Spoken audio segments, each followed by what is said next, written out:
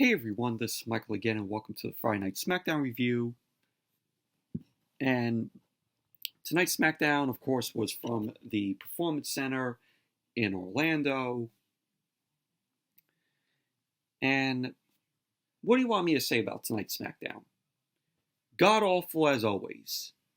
It's another edition of Shit Down, or Yawn Down, whatever you all want to call it.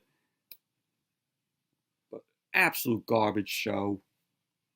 Very meh show tonight. But we had two rematches tonight that we have already seen. This is WWE once again using the rinse and repeat formula. Two matches that we have already seen. One rematch tonight we saw from WrestleMania. The other rematch we saw just last week on Smackdown. I'm like, WWE, forget their rematch clause ban that Shane McMahon put into effect 2 years ago. They completely forgot about that. Unbelievable.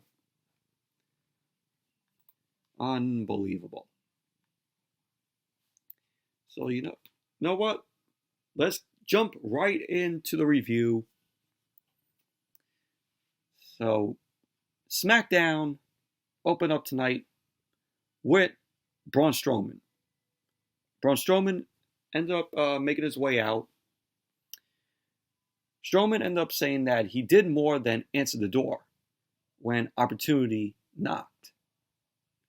He says he knocked it off the damn hinges. Strowman ended up saying that he took spear after spear from Goldberg, and he refused to stay down. And he ended up saying that there's a reason Goldberg is a legend.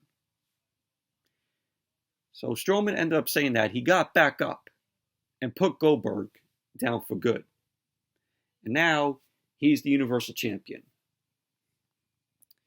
So Strowman ends up calling him win the Universal Championship the greatest moment of his career. So then he got interrupted by Shinsuke Nakamura. Nakamura came out alongside with Cesaro. So Nakamura got into the ring, starts laughing at Strowman. Strowman ended up saying to Nakamura that this isn't funny. And Strowman ended up asking Nakamura why he's out here, why he was out there. What does he want? So Nakamura brings up how Strowman just said, you better answer when opportunity knocks on the door. And this was fucking terrible.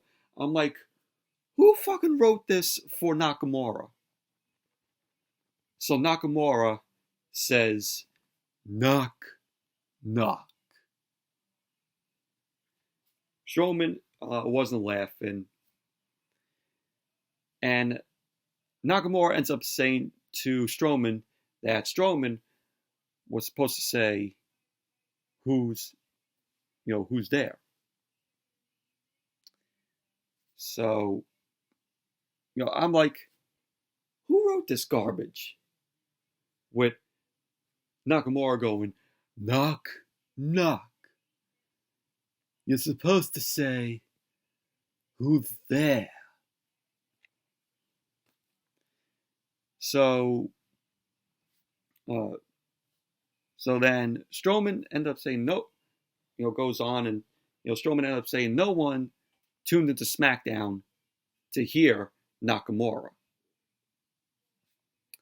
And he was like, let me have my night, or I will knock the crap out of you, as he was saying to Nakamura.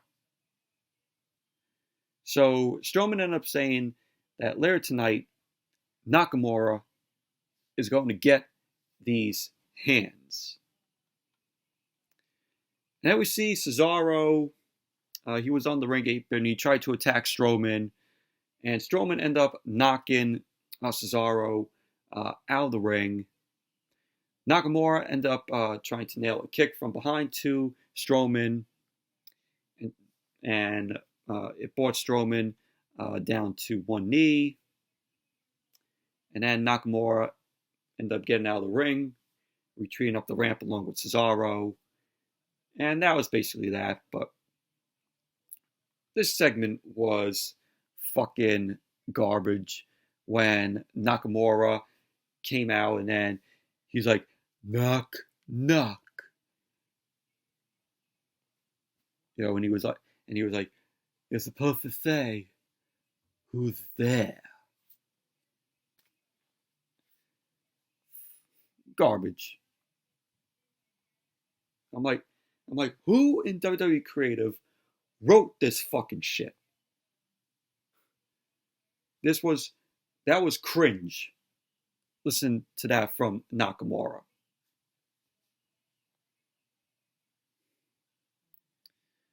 And then we move on to the first match tonight, which of course was one of the rematches from WrestleMania.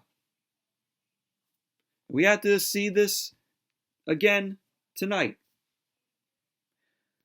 We had Alexa Bliss and Nikki Cross versus the Kabuki Warriors, Asuka and Kairi Sane, for the Women's Tag Team Championships. What do you want me to say? I would be lying to all of you and saying that, you know, I watched this match. I did not watch this match. Right when this match came on, I got in the shower. You know, because, you know, I just came home from work, caught almost the end of the Braun Strowman Nakamura segment, and then the Alexa Bliss Nikki Cross match came on. Saw a little bit of it, went in the shower. That's how much I cared about this fucking match. I took no notes for this because what was so different that we saw at WrestleMania with these teams, and you all know what the outcome was. Alexa Bliss and Nikki Cross won the match. Nikki Cross ended up hitting a swinging neck breaker to Kairi Sane, and boom, they retained the Women's Tag Team Championships. Nothing new that we saw in this match. So there you go. Alexa and Nikki retain. Moving on. We had Elias, Borlias.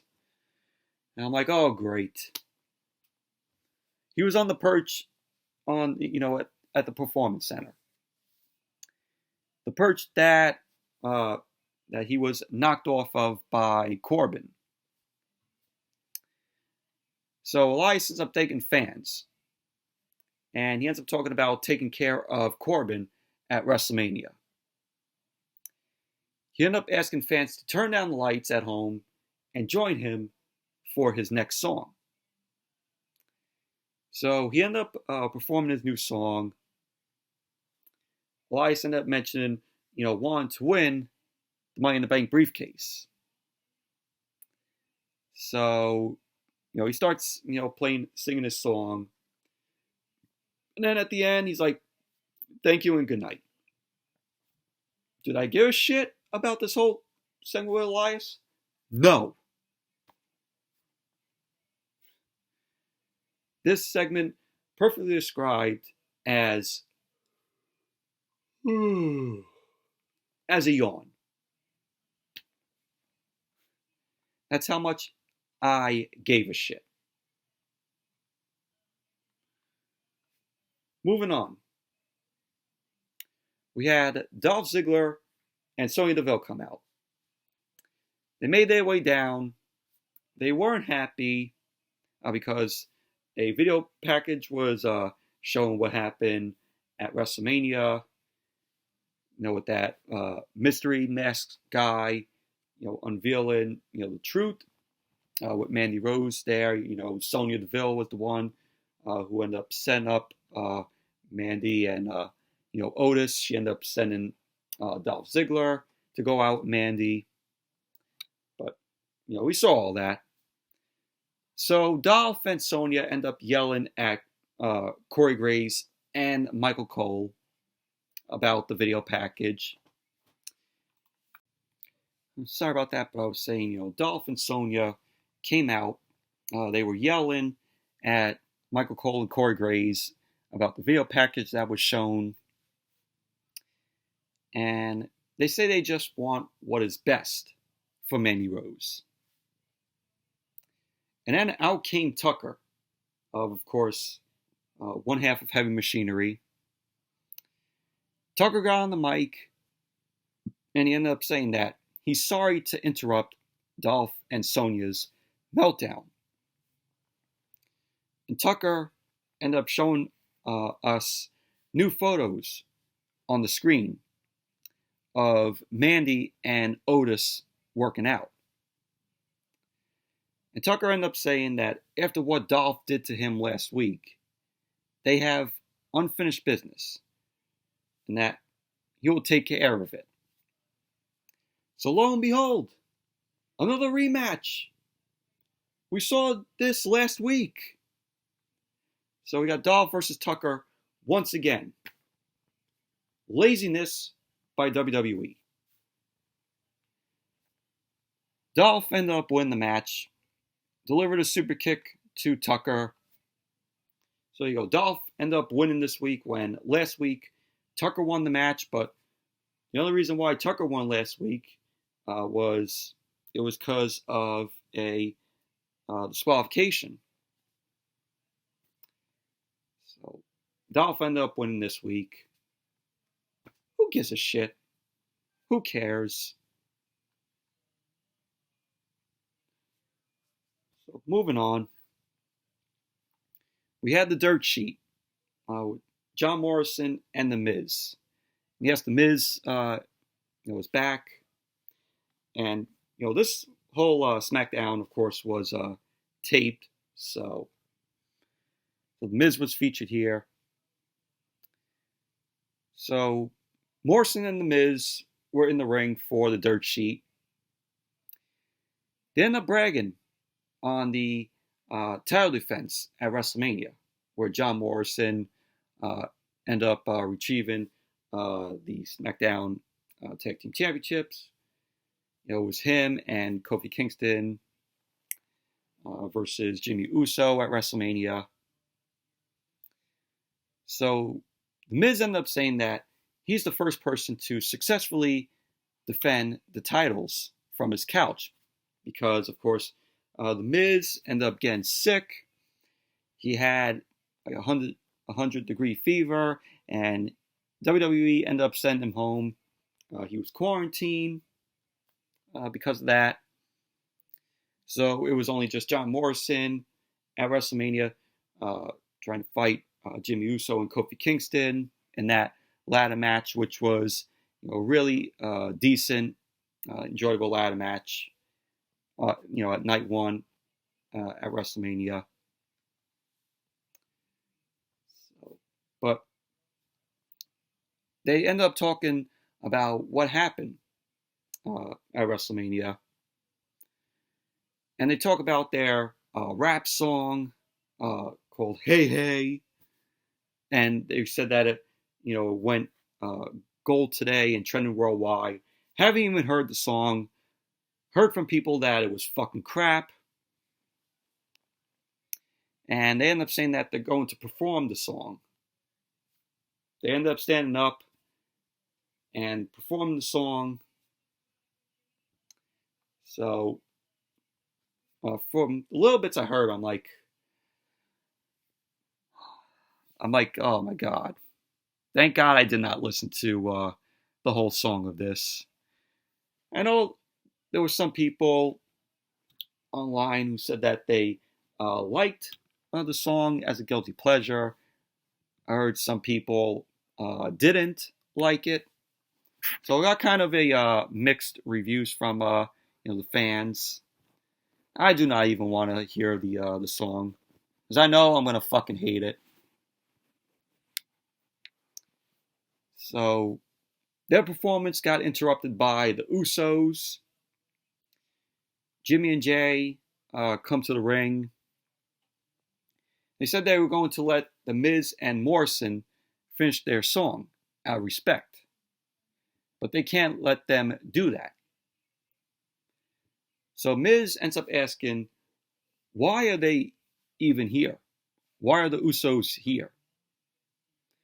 So Miz ends up saying that he's still not medically cleared to compete and that he can't perform tonight.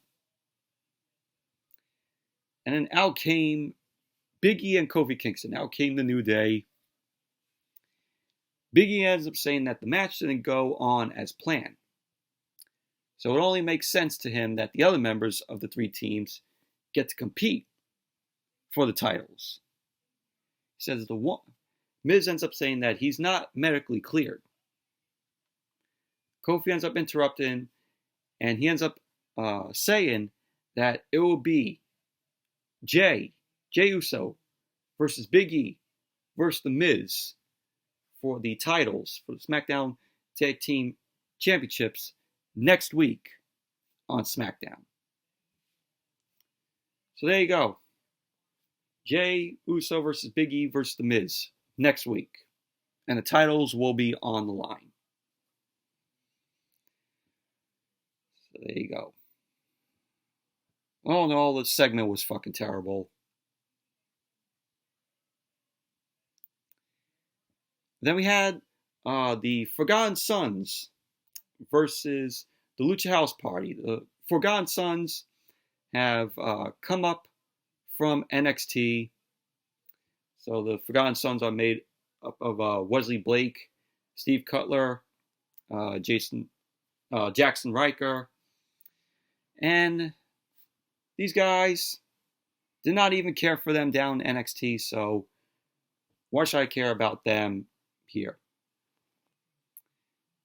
So we had the bell ringing. Cutler and Steve Cutler ends up dominating on Lindsay Dorado, and Wesley Blake ended up coming in, keeps control as Jackson Riker was watching from ringside. And towards the end of the match, you had Blake hit a huge clothesline to Grand Metalik. Cutler ends up coming in, and him and Blake end up doing a double team. And Cutler ends up covering Metalik for the pin. So there you go. The Forgotten Sons end up winning the match. But this was an easy win for the Forgotten Sons. They are, of course, brought up from NXT now. Now they're on the Smackdown roster. Forgotten Sons, since they came up from NXT, I give them maybe 3 weeks. I give them 3 weeks, and they're off to catering.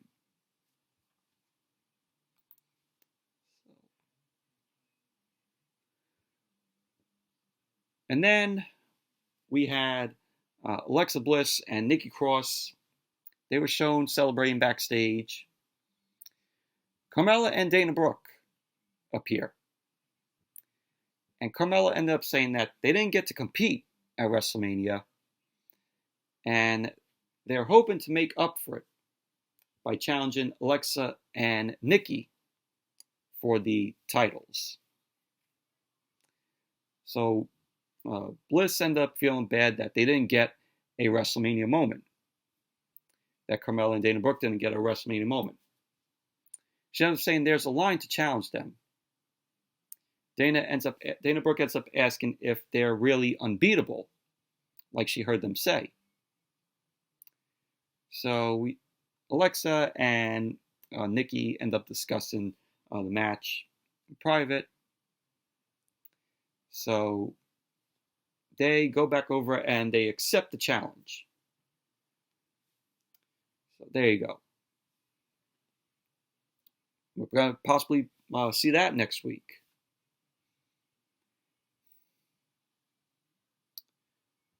So then we had Sasha Banks and Bayley came out. So SmackDown went to commercial when after they came out. Then when SmackDown came back, they were in the ring. Bayley was on the mic, and she ended up recalling Paige trying to ruin her WrestleMania and their friendship a few weeks ago. She ended up saying, but she didn't. And Bayley says that if anyone thinks they can touch her, they can't, because she's beaten everyone. She ends up saying that she thinks her greatest moment yet was when she defied all odds at WrestleMania. She ended up calling herself the best. And then she says, oh, we're the best. She ended up saying that they're the ultimate role models, her and Sasha. She ended up saying that for the sheep at home who thought she'd lose her title and they'd break up as friends, they have two words. And Sasha ends up finishing that by saying, screw you. She ends up saying no one understands their friendship, and no one from the past or future can touch. And then they end up getting interrupted by Tamina. And you had Michael Cole end up mentioning on commentary about how it took the other four competitors to eliminate Tamina at WrestleMania. Bayley was then sucking up to Tamina. She ends up telling her to shut up and says no one ever beat her at WrestleMania, and that it took them all to eliminate. It took them all to eliminate her. So Tamina ends up telling Bayley to be a good role model and face her for the title tonight. So Sasha then, of course, ran her mouth to Tamina. Bayley ends up acting like she's holding Sasha back. So Bayley ends up saying that she does like to be fair, and Tamina can have the match for the title, but only if she beats Sasha. So Tamina ends up accepting the challenge. So Tamina ends up telling Sasha her bestie, Bayley, of course, just screwed her. And that was basically that. So yeah, so we're going to get the title match. Sasha versus, well, not the title match, but Sasha versus Tamina. So we're going to get that. But this is all, seeds planted that we're going to be seeing Sasha versus Bayley. I think, Sasha is going to be the heel. Bayley's going to be going back to a baby face. Their match might take place, building it up, possibly the SummerSlam. And so then at SummerSlam, we'll possibly see Sasha versus Bayley. And Sasha might win the SmackDown Women's Championship at SummerSlam. That's my prediction. So, the seeds are being planted with that. We saw a little bit of that at WrestleMania.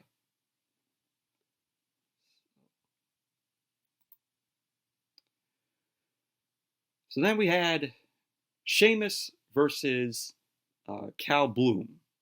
I think that's how you pronounce the guy's name. But this was a squash match. And Sheamus just unloaded on Cal Bloom. Bloom ended up fighting back. Sheamus ended up dropping him with an elbow. And Sheamus, at the end, delivered a bro kick. There you go. Sheamus ended up winning the match. So then we had Sheamus stares down at Corey Graves and Michael Cole. And because both Corey Graves and Michael Cole were talking about Jeff Hardy. And Michael Cole and Corey Graves end up showing us part one of a in-depth series on Jeff Hardy. And that's going to air over, the next few weeks. So this part was called Chapter 1, The Rise. And it was looking back at the beginning of Jeff Hardy's career, from when he was a teenager. So of course they couldn't show, or do anything with Matt Hardy because of course he's with AEW. But it was a decent, first part to, this in-depth series on Jeff Hardy. Like that they're doing this. So then it was announced that starting next week on Smackdown, we're going to be having some Money in the Bank qualifying matches. So they announced 2 qualifying matches. It'll be Dana Brooke versus Naomi, and Cesaro versus Daniel Bryan. Well, actually 3. So those were the first 2: Dana Brooke and Naomi, and Cesaro versus Daniel Bryan. And then also Mandy Rose versus Sonya Deville. So we're going to be getting that. And they mentioned that it's going to be Sasha versus Tamina, of course, for next week. And a triple threat match is going to be also taking place. So we had those announced. And then we have Braun Strowman versus Nakamura. Of course, Nakamura came out, of course, with Cesaro. I mean, we all knew that Braun Strowman was going to win this match, which he did. So the bell rang. Cesaro ended up providing a distraction to Strowman. Nakamura ended up striking first because of that distraction from Cesaro. And Strowman ended up kicking Nakamura with a big boot. Strowman ends up delivering a headbutt to Nakamura. And Strowman ended up knocking Nakamura to the floor. And of course, Strowman did his shoulder tackles. He took out Cesaro, which Cesaro ended up going over the barricade. And then Strowman ended up taking out Nakamura on the outside. And Nakamura looked like he was going to capitalize on Strowman, but Strowman ended up catching Nakamura, delivering the running power slam to Nakamura. So there you go. Braun Strowman ended up winning the match. Obviously, we all knew that Strowman was going to win it.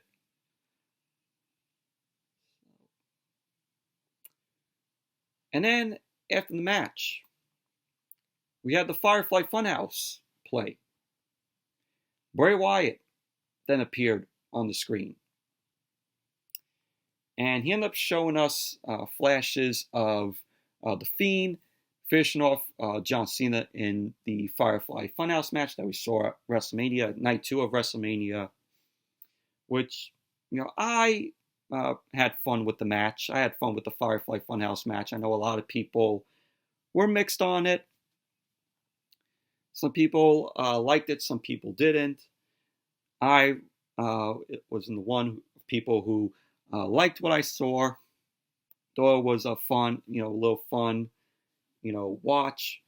It made us, feel like we were on a acid trip with Bray Wyatt and John Cena in that Firefly Funhouse match.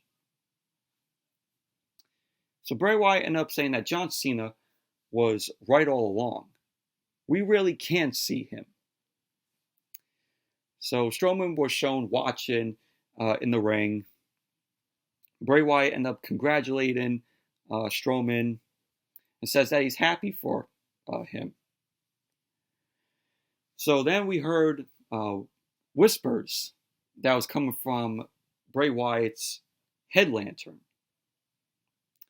Bray Wyatt ends up saying no. That was a long time ago. And that he's sure Strowman has learned his lesson by now. And we saw flashes of course, Strowman when he was part of the Wyatt family. It showed the black sheep mask that Strowman wore while he was in the Wyatt family. And Bray Wyatt ended up saying that he brought Strowman in from the swamp and gave him hope. And Strowman, he ended up saying that Strowman ended up turning his back on Bray Wyatt. He turned his back on his family and his creator. So Bray Wyatt ends up saying that he could forgive Strowman. And of course, all of his puppets in the funhouse disagree, except for Ramblin' Rabbit. So Bray Wyatt ends up saying that he will forgive Strowman if Strowman just apologizes to him. Strowman ended up saying that he's not playing these games with Bray Wyatt. So Bray Wyatt was then taunting Strowman, and he ends up saying that his next lesson will be about sharing, because Strowman has something that he wants back, that Bray Wyatt wants back. And Bray Wyatt was like, it's right there. Of course, obviously, Bray Wyatt wants back the Universal Championship. So he says, as one circle closes, another begins again. And Bray Wyatt ends up saying to Strowman, since I brought you into this world, I'm going to have to take you out. So Bray Wyatt starts laughing, waves goodbye, funhouse music starts playing. Strowman ends up saying, wait, he has something to say. He says, anytime Bray wants, he's ready. And Braun Strowman was like, I'll let you in. So Bray Wyatt was shown staring back at Strowman, and Bray Wyatt was looking all serious. So Strowman ended up mocking Bray Wyatt, says, goodbye, see you later. And then it was shown Bray Wyatt was staring back at Braun Strowman. Strowman's music ended up playing, and that's how Smackdown went off the air tonight.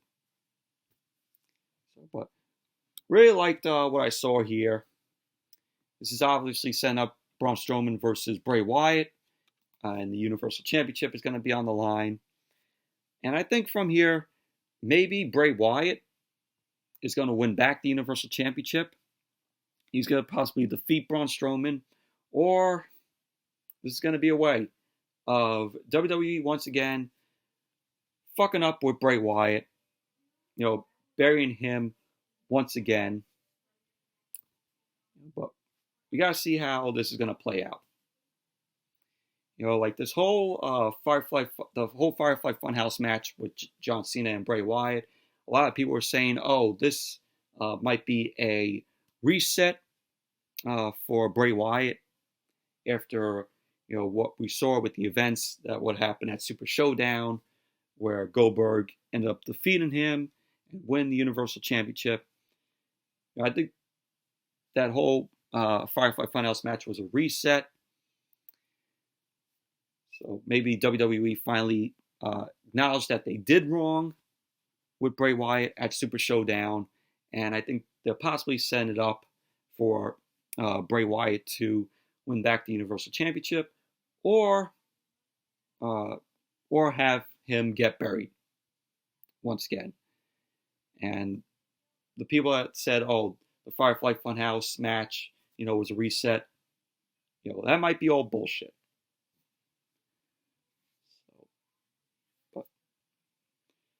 Anyways, that's it for the SmackDown review, the Friday Night SmackDown review. Thank you all for watching. Hope you all enjoyed this review. And definitely give the video a thumbs up, comment, subscribe. And until next video, I'll see you all later.